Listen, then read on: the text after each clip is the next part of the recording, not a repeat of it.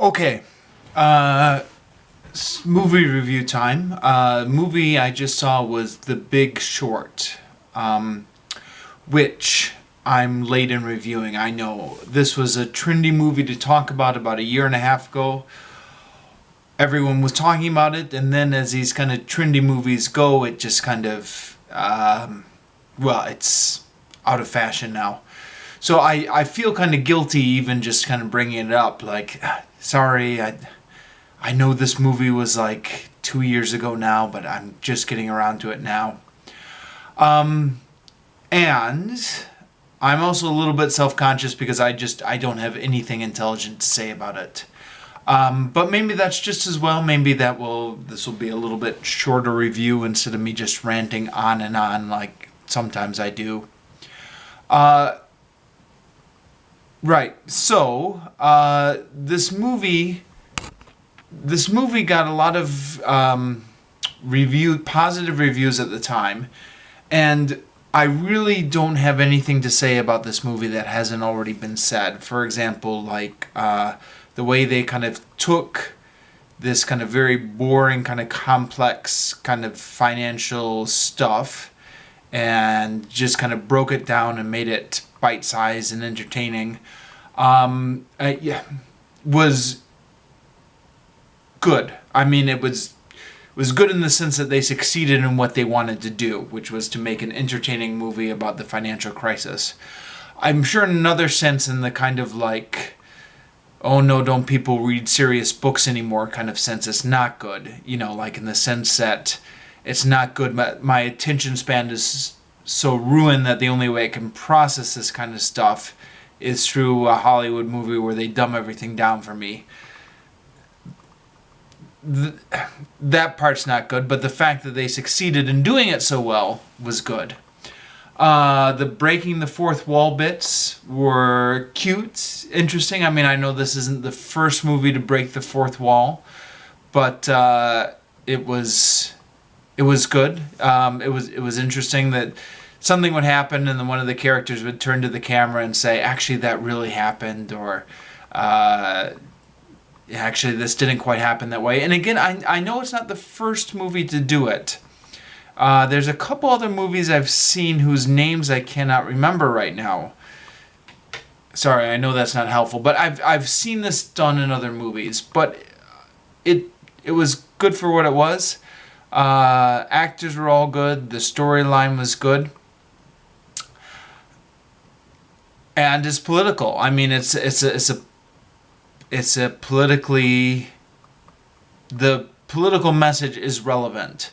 The idea is that the idea which is very kind of thoroughly sold in the movie, emphasized in the movie, is that Wall Street and the banks are kind of corrupt from top to bottom, just thoroughly corrupt.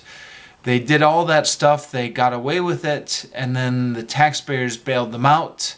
And then, you know, the end of the movie kind of, I guess, goes to that list of grievances that everyone knows so well now, how we're so mad that taxpayers bailed out the banks, and the bankers used that money to pay themselves big bonuses, and then they use that money to lobby Congress to not making new laws, and then nobody went to jail in the end, and just kind of, I guess everybody knows that story now. Yeah,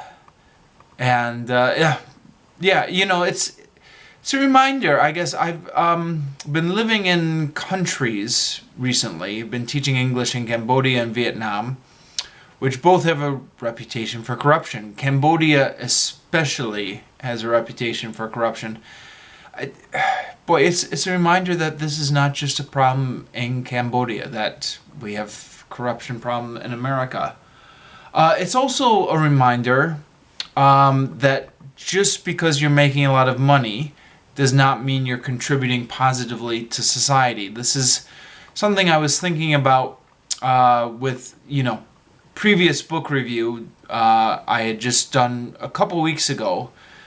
George Orwell, Down and Out in Paris and London, where George Orwell makes this point. He talks about how people kind of despise beggars. And he says people think they despise beggars because the beggars are parasites. You know, you give them food, you give them money, you have to give them all this stuff, but they contribute nothing to society.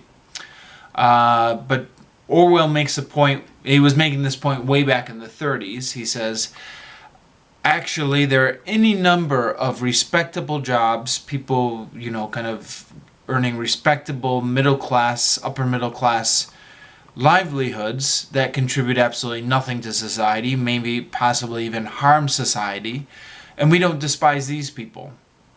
And I was thinking about this as I was watching the movie, although I guess after the financial crisis, bankers have gotten a bad name, so I guess we do kind of despise them. But I mean, we despise them collectively. As an individuals, you know, like the if you see a man in a nice suit, driving a nice car or something, you don't despise that person as much as you would despise a beggar. So in a sense, even though we're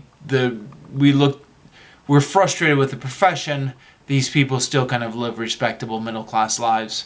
So yeah, I guess it's a reminder, and this was emphasized in the film. At one point, one of the guys, they're having a conversation. The guy says, you think I'm just as parasite in society, don't you? Well, let's do this right now. You tell me how much you're worth, and I'll tell you how much I'm worth. And that's how he measured his position in society, and that's often the metric people use to measure someone's status in society. So it was, I thought the movie kind of hit on that points well, and it did kind of make you think.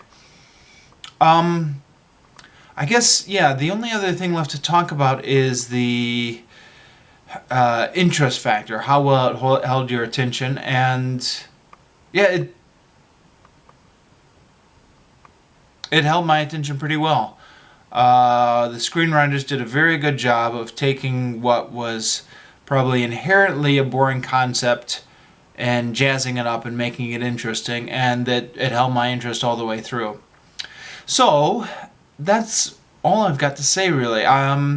Again, apologies. I know I haven't said anything about this movie that hasn't already been said by other people, and that by the time I'm getting around to reviewing it, it's much too late anyways. But that's really all I've got. That's my 2 cents. That's everything rattling in my brain in connection with this movie. So I'll just stop here.